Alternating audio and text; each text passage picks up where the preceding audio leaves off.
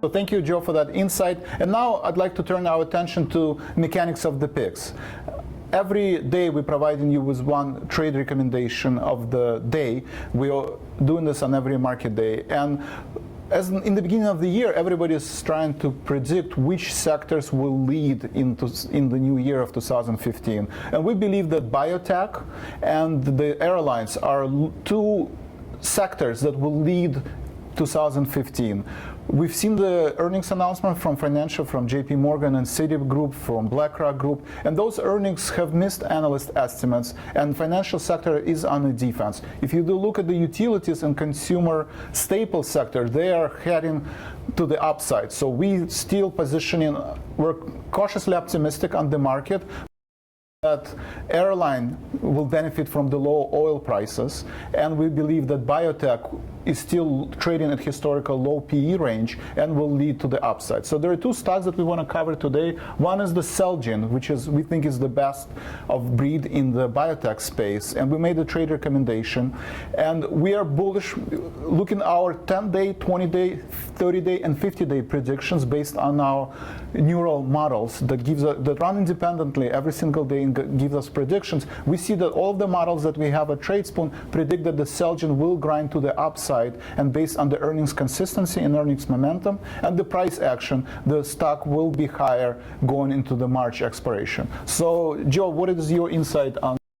Taking a look at Celgene. First of all, the stock today is trading around 122.5. That's up from the 121.81. So we got that upside momentum. The thing that really piqued my interest when looking at this idea was the implied volatility change. It's up about 60%. IV rank is only at right around that 44%, but you've seen a recent pop into Celgene. The reason or rationale behind that is, and you could have figured this out if you looked at the key stock events here, is that they have earnings on the 29th. So you have a pop in volatility. Until that event occurs, that volatility is going to be there. With that being said, you're going to start looking at opportunities to take advantage of potential volatility, specifically if we get a sharp move to the upside with this bullish sentiment that you have here. And you again saw when I clicked on the probability calculator, the trend analysis, the probability analysis that you've done there. But taking a look at the call situation, those calls are now trading at around $11, so they're up about 50 cents from entry.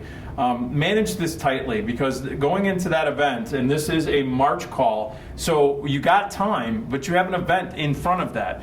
Manage that event. Take advantage of the opportunity of selling some premium maybe in February.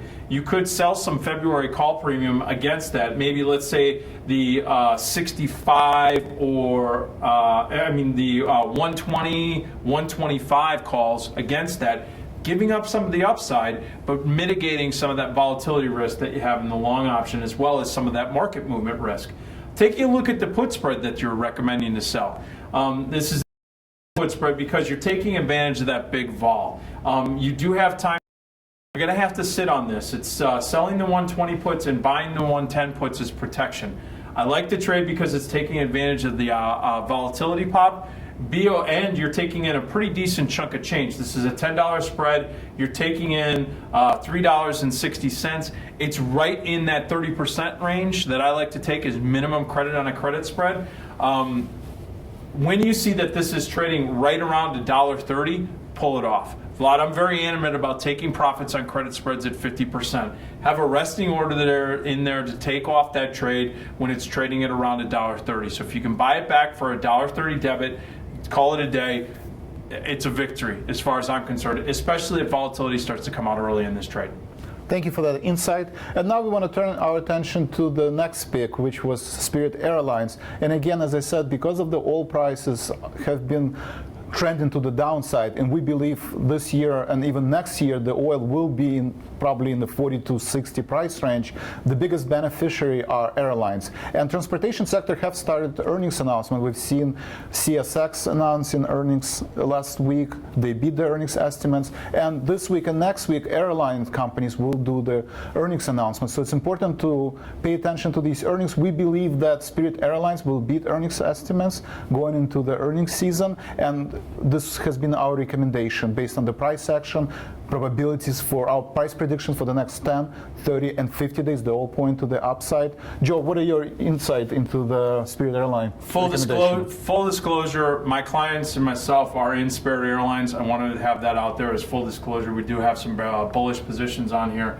Again, I like the idea with your sentiment indications, the probability calculations that you have, and just the general fundamentals that are driving this sector in this stock. It has been, I've been in this one for quite a while. It's had some upside momentum for most of last year into the beginning of this year. You can see that it's already up about almost 2.5% this year. So taking a look at this, the thing that I like though is the vol. There is a lot of volatility in here. That means that I can start deploying some really nice option strategies that may have the notional capability of owning shares at a specific price, but I'm getting paid a premium to do that when I put on certain types of strategies. What I mean is that when you buy stock, you buy it outright. The stock right now is trading at $74.77. It's $4 higher than when you put the original idea out there. This is a nice trade. I mean, you're making $4 on a $70 stock. I mean, you're getting close to that 6-7% level. And what? It's been a week, if that. Not even. That's a nice trade. Manage it. Take advantage of the volatility in the options. Maybe you want to write a call on it. Maybe something like the $80 calls in February, the $85 calls. Take some premium in, lock in some profits. The March $65 calls. The March $65 calls are trading $10.50. So again, you have almost some buck and some change in this profit built into this particular trade. At this juncture, again, look to capture some of that. If the vol is still holding in there, which it is, and I'll tell you why in a minute, you could actually skip to the key stock events and you'll see, folks, there's earnings coming up in February on the 18th. Take advantage of the vol, spread it off after you get this initial move, especially if you start to see that the market might get a little bit choppy. For the spread, and I like the idea that you're taking advantage of the implied volatility spike here, Vlad, and you're doing the put credit spread. You're collecting $1.30. It's a $5 spread. That's right in my wheelhouse of taking a 30% of the difference between the strikes, which is $5. 30%. That's $1.50. You're right in that wheelhouse of $1.30. I like it. That put spread is trading right around that level though. Because the vol stays in there, the price of that put spread is not going to collapse unless the stock really takes off and they see no other reason to hold that vol in those particular puts. In other words, they have to get a little further out of the money. You're going to have to be patient with this trade, but again, if you see that this is trading right around 65 cents, buy it back. Have a resting order out there, GTC, take those profits. Thank you, Joe, for that insight. And again, you can find more information and more trade ideas if you visit Tradespoon.com. Thank you for your time.